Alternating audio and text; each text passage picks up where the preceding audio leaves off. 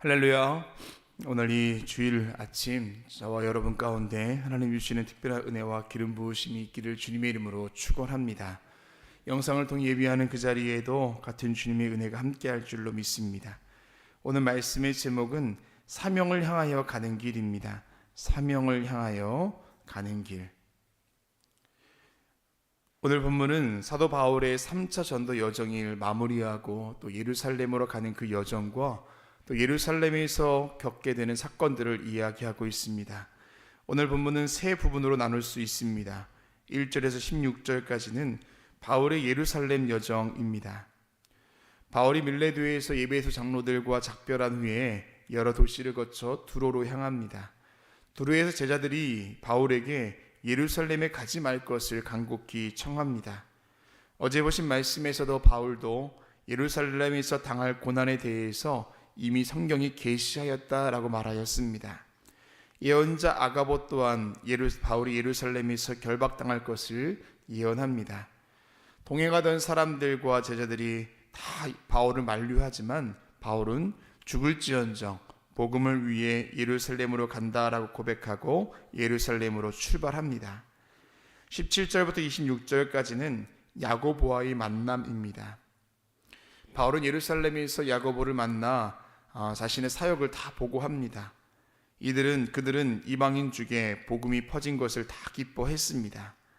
그러나 예루살렘 유대인 중에 바울에 대해 오해하는 사람이 있다라고 이야기하죠. 율법을 폐지하도록 가르친다라는 소문이 있다라는 겁니다. 장로들은 바울에게 오해를 풀기 위해서 서원한 네 사람과 함께 결례를 행하라고 조언하고 바울은 이를 따릅니다. 27절에서 40절까지는 성전에 체포된 바울입니다. 유대인들이 바울을 보고 이방인을 성전에 데려왔다라고 말하면서 폭동을 일으킵니다. 바울은 성전에서 끌려나와 어려움을 당하게 되고 결국 천부장의 개입으로 구출됩니다. 바울은 천부장에게 자신이 로마 시민임을 이야기하고 백성들에게 말할 기회를 요청합니다. 그리고 바울은 계단 위에서 히브리어로 대중에게 말하기 시작하며 연설이 시작되는데요. 그게 바로 22장으로 이어집니다. 우리 인생에는 수많은 길이 있습니다. 어떤 길은 넓고 평탄해서 너무 가기 쉬운 길이 있는가 하면에 어떤 길은 좁고 험하여서 가기조차 두려운 길이 있습니다. 그러나 성도는 단순히 편한 길, 인기 있는 길, 쉬운 길을 가는 사람이 아니라 하나님 부르신 그 사명의 길을 걸어가는 사람인 줄로 믿습니다. 오늘 바울의 여정이 그랬습니다. 예루살렘에 가면 고난당할 것, 결박당할 것을 이미 알고 있었습니다. 그도 알았고 제자들도 알았고 선지자 아가보도 알고 있었지만 바울은 그 여정을 걸어갑니다. 왜냐하면 그것이 그의 사명이기 때문에 그렇습니다. 사명을 위해 선택한 길을 걸어가는 사도 바울. 오늘 이 말씀을 통해서 저와 여러분의 인생 가운데도 그 사명 붙들며 걸어가는 그 길에 어떤 은혜와 믿음이 있어야 하는지 함께 말씀을 통해 은혜를 나누고 기도의 제목을 얻고자 합니다. 첫 번째는 사명은 고난을 각오하는 믿음에서 시작된다. 사명은 고난을 각오하는 믿음에서 시작됩니다. 어제 20장에서 바울은 밀레도에서 에베소 장로들에게 작별 인사를 하며 다음과 같이 고백합니다. 22절 이하의 말씀인데요. 보라, 이제 나는 성령에 매여 예루살렘으로 가는데 그곳에서 무슨 일을 당할는지 알지 못하노라. 오직 성령이 각 성에서 내게 증언하여 결박과 환난이 나를 기다린다 하시나. 바울은 예루살렘에서 어떤 일이 벌어질지 정확히는 알지 못했지만 성령께서 그곳에는 결박과 환난이 기다리고 있다라고 말씀했음을 이야기합니다.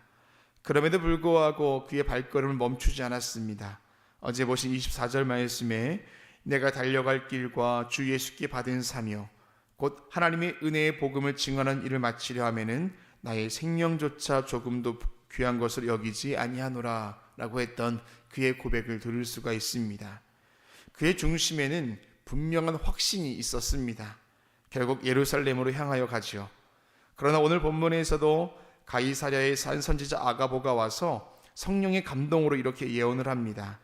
오늘 본문 11절 하반절에 성령이 말씀하시되 예루살렘에서 유대인들이 이같이 이띠 임자를 결박하여 이방인의 손에 넘겨주리라 하거늘.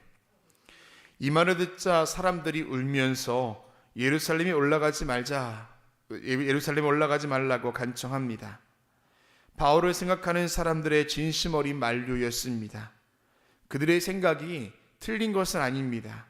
이것이 상식이고 가장 현실적이며 또 인간적으로 옳은 일일지 모릅니다. 그러나 바울이 말합니다. 13절 말씀에 여러분이 어찌하여 울며 내 마음을 상하게 하느냐. 나는 주 예수의 이름을 위하여 결박당할 뿐 아니라 예루살렘에서 죽을 것도 각오하였노라 라고 말합니다. 앞서서 4절에서도 제자들도 바울에게 이렇게 말합니다. 4절 하반절에 그 제자들이 성령의 감동으로 바울더러 예루살렘에 들어가지 말라 하더라. 13절에서도 4절에서도 마치 성령께서 직접 바울에게 예루살렘에 가지 말라라고 명령하신 것처럼 들립니다. 하지만 이 구절을 바르게 이해하려면 성령의 감동과 가지 말라는 말의 출처와 역할을 구분해야 하는데요. 성령의 감동으로 알게 된 것은 바울이 닥친 고난이라면 가지 말라고 이야기한 것은 제자들의 반응이었습니다. 바울은 어떤 결정을 합니까?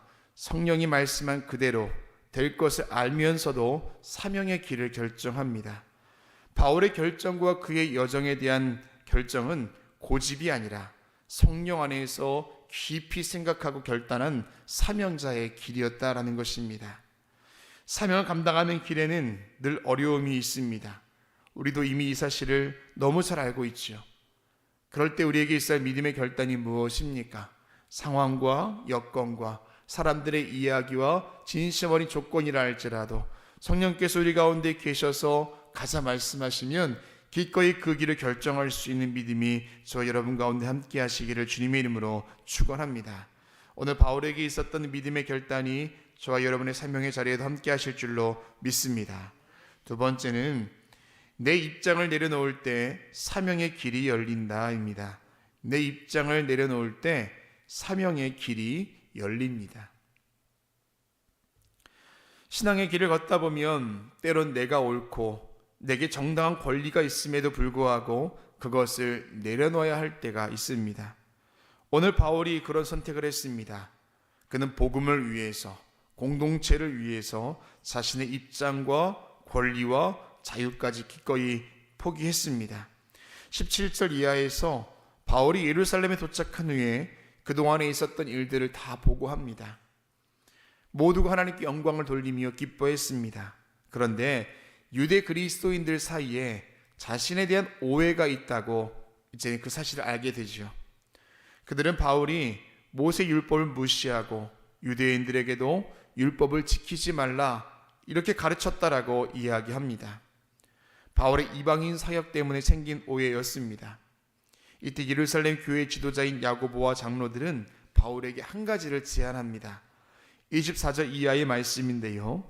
바로 유대인의 관습에 따라서 정결 예식을 행하고 서원을 한 사람들의 비용을 대신 지불하며 함께 제사를 드리라 라는 그런 권면이었습니다. 사실 이것은 바울이 꼭 해야 할 일은 아니었습니다. 그는 이미 복음 안에서 율법의 의무에서 벗어난 자유를 누리고 있었고 이방인들을 위한 사도로 이미 부름받았기 때문에 그렇습니다. 하지만 바울은 공동체와 또 복음을 위해서 자신의 입장과 권리와 자신이 누릴 것들을 내려놓고 이 말을 따릅니다. 26절 말씀입니다. 바울이 이 사람들을 데리고 이튿날 그들과 함께 결례를 행하고 성전에 들어가서 각 사람을 위하여 제사 드릴 때까지 결례 기간이 만기된 것을 신고하니라. 이러한 바울의 결단은 자신에게 있었던 오해를 풀 뿐만 아니라 불필요한 충동까지 피할 수 있었습니다. 무엇보다 복음의 통로를 막지 않기 위한 지혜로운 결단이었음을 우리가 짐작할 수가 있습니다. 우리 역시 신앙생활하면서 내 생각과 내 입장과 내 자유와 권리를 내려놓아야 할 때가 있습니다. 이것은 단순히 나를 위한 것이 아니라 하나님을 위하여, 복음을 위하여, 또 공동체 유익을 위한 것임을 우리가 늘 기억해야 할 줄로 믿습니다. 모든 것이 다 옳고 모든 권리가 있다 할지라도 항상 그것이 유익한 것은 아닙니다. 늘 기도하면서 내가 때로는 포기해야 될 것들이 있다면 포기하고, 또한 내려놓아야 할 것들이 있다면 내려놓을 수 있는 믿음의 결단과 그 사명의 길이 저와 여러분 가운데 함께하기를 주님의 이름으로 축원합니다. 마지막 세 번째는 오해와 고난이 사명의 통로가 되기도 한다입니다. 오해와 고난이 사명의 통로가 되기도 합니다. 세상은 고난과 오해를 피하는 것을 지혜라고 말합니다. 억울한 말을 들으면 이것을 해명하는 데 급급하고, 힘든 상황이 닥치면 일단 피하라고 말합니다. 하지만 성경은 전혀 다른 것을 말합니다. 하나님은 때로는 고난과 오해조차도 사명의 통로로 사용하실 때가 있는데요, 오늘 27절 이하에 보면 아시아에서 온 유대인들이 바울을 보고 또 바울을 괴롭혔습니다. 그가 이방인을 성전에 데려왔다라는 소문 때문입니다. 결국 어떻게 되었습니까? 31절 보면 결국 사람들은 바울을 때렸고 심지어 죽이려고 했습니다. 급기야 천부장이 이를 듣고 로마 군인들과 백부장을 데려가 이를 그치게 하였습니다. 얼마나 많은 매를 맞았으면 그를 데려갈 때 그가 제대로 걷지 못해서 들고 갔다라고 성경은 이야기합니다. 이 상황만 놓고 보자면 굉장히 절망적이고 부당한 고난입니다. 하지만 하나님께서는 이 바울이 당한 이 억울함과 오해와 고난을 통하여서 전혀 다른 사명의 길, 또 다른 복음의 길을 마련하시는데요, 그는 바로 그 자리에 사람들에게 예수 그리스도를 전할 수 있는 기회를 얻게 됩니다. 바울은 오해로 인해 어려움을 당했지만 오히려 이 일은 복음을 전할 수 있는 일, 심지어 로마까지 이를 수 있는 그 길이 열리는 것을 볼 수 있습니다. 하나님은 우리의 생각과 전혀 다른 방식으로 하나님의 길들을 열어 가십니다. 억울함 속에서도, 뜻하지 않은 고난 속에서도 이 모든 것을 통하여 하나님의 역사를 만들어 가신다라는 겁니다. 우리가 주님의 부르심을 받고 그 사명 감당하며 그 길을 걸어갈 때 때론 오해를 받을 때가 있고 예상하지 못한 고난을 당할 때도 있습니다. 그 당시에는 우리 마음이 늘 괴롭고 절망적이고 내가 가는 길이 맞는 길인지 의심될 때도 있지만 이 모든 것을 선용하시는 주님의 일하심이 있게 될 줄로 믿습니다. 오늘 사도 바울은 굉장히 억울했습니다. 수많은 오해 때문에 매를 맞기도 하고 심지어 죽기까지 그렇게 고난을 당하기도 했습니다. 그럼에도 불구하고 하나님께서는 그러한 바울을 통하여 새로운 길을 마련하시는 것을 볼 수 있는데요, 사람들에게 복음을 이야기하고 또 훗날 그가 로마까지 가게 되는 그 여정의 길이 열리게 된다라는 것입니다. 오늘 저와 여러분의 인생 가운데 특별히 사명을 향하여 걸어가는 그 길 가운데 하나님의 동일한 은혜와 이끄심이 함께 하시기를 주님의 이름으로 축원합니다. 기도하겠습니다. 거룩한 주일, 오늘 이 주일의 첫 시간을 주님께 드리며 이 자리에 머물러 있는 우리 믿음의 권속들 가운데 함께하여 주시고, 영상을 통해 이 자리를 지키고 있는 사랑하는 믿음의 권속들 가운데도 함께하여 주시사 늘 성령의 충만함이 삶 가운데 있게 하시고, 무엇보다 주님 부르신 그 사명의 길을 향하여 걸어가는 그 길 위에 하나님께서 함께하여 주시옵소서. 때로는 어려운 일을 마주할 때가 있고 오해와 고난 가운데 있을 때가 있지만 오히려 그 시간마저도 선용하시는 그 주님을 신뢰하며 끝까지 믿음 가지고 걸어갈 수 있도록 인도하여 주시옵소서.